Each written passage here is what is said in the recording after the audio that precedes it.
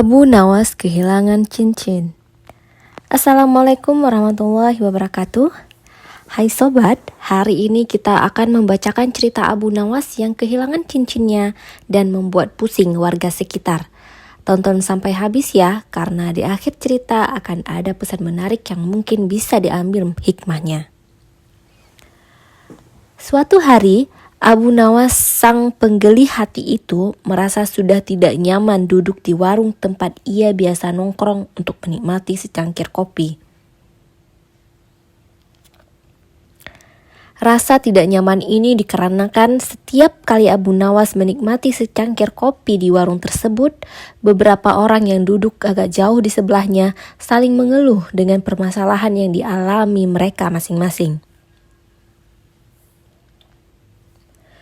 Bukan masalah mengeluhnya yang Abu Nawas tidak suka, melainkan orang-orang tersebut cenderung menyalahkan pihak lain atas permasalahan yang dialaminya. Ada yang mengeluh gara-gara orang lain usahanya jadi gagal. Ada pula yang berkata, semenjak ada toko sebelah, daganganku jadi sepi. Pada intinya, mereka enggan introspeksi diri. Mereka lebih suka menyalahkan pihak lain. Karena itulah Abu Nawas merasa tidak nyaman berlama-lama duduk di warung tersebut. Sebenarnya bisa saja Abu Nawas menegur orang-orang itu, tapi kalau dengan cara langsung itu tidak akan menyadarkan mereka. Bahkan justru akan membuat orang-orang tersebut marah kepadanya. Orang dirinya sendiri yang punya masalah, malah orang lain yang disalahkan, gumam Abu Nawas dalam hati. Lalu ia pun buru-buru meninggalkan warung tersebut dan setibanya di rumah, Abu Nawas memikirkan bagaimana caranya menyadarkan mereka.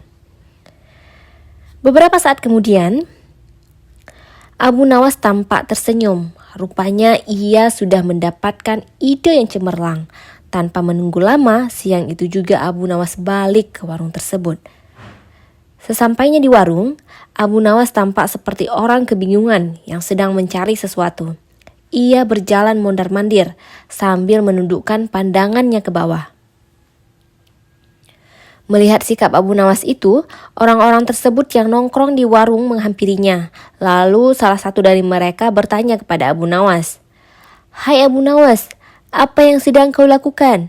tanya salah satu dari mereka. Abu Nawas menjawab, "Saya sedang mencari cincin yang jatuh," ucap Abu Nawas. Karena merasa iba, mereka juga mencarinya di sekitaran warung tersebut. Setelah sekian lama mereka mondar-mandir, kesana kemari, cincin belum juga ditemukan. Akhirnya salah satu dari mereka bertanya kepada Abu Nawas, "Memangnya cincinmu itu kira-kira jatuhnya di mana?" tanya salah satu orang tersebut. Abu Nawas menjawab, "Seingat saya sih cincin itu jatuh di dalam rumah." Mendengar jawaban Abu Nawas, ketika orang-orang tersebut yang sedang ikut membantu mencari cincinnya, mendadak langsung berhenti. Bahkan tak sedikit dari mereka yang merasa marah dan langsung kembali duduk di warung. "Hai Abu Nawas, jika cincinmu jatuh di dalam rumah, mengapa kamu mencarinya di luar rumah?" ucap salah satu dari mereka dengan agak emosi. Akan tetapi Abu Nawas tidak langsung menjawab pertanyaan itu.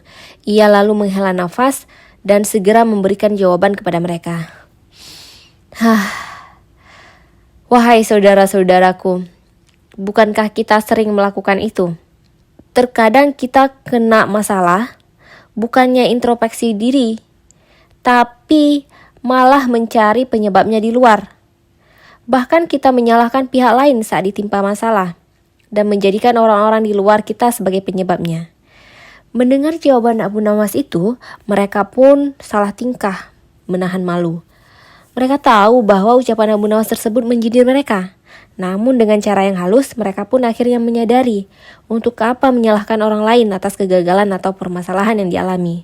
Lebih baik berbenah diri dan bangkit menghadapi masalah. Selesaikan masalah tersebut dan jangan lupa berdoa meminta pertolongan Allah. Pada dasarnya setiap orang punya masalah masing-masing dan tentu setiap masalah yang dikirim oleh Allah itu adalah apa yang sebenarnya sanggup untuk kita selesaikan. Asalkan kita percaya bahwa Allah akan senantiasa menolong kita. Bukankah Allah telah mengatakan hal tersebut dalam firman-Nya di surat Al-Baqarah ayat 286 yang artinya Allah tidak akan membebani seseorang melainkan sesuai dengan kesanggupannya. Wassalamualaikum warahmatullahi wabarakatuh.